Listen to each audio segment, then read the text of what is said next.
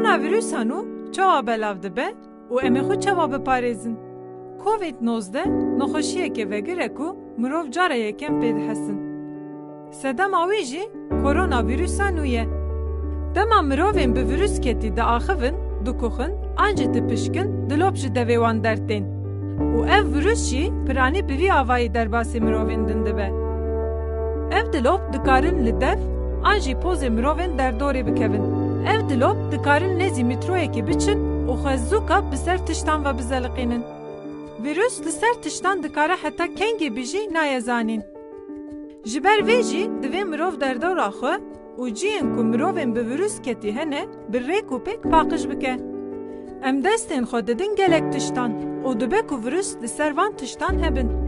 Ji ber vê jî divê em destê xwe nedin çav, poz, an jî devê xwe. Ji ber ku destên qirêj dikarin vîrusê derbasî laşê me bikin. Dema em dikoxin, an jî dipişkin, divê em enîşka xwe an jî desmalekê bidin ber poz, an jî devê xwe. Heke desmal bê bikar anîn, divê em vê desmalê zûka bavê jin çoptan keke devgirtî.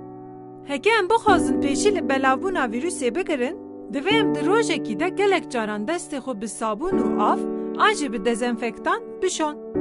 Destşûştin wê vîrusê ji destê me bibe. Li xwe miqate bin û pêşî li belavbûna koronavirûsa nû bigirin. Rêxistina tenduristiya cîhanê.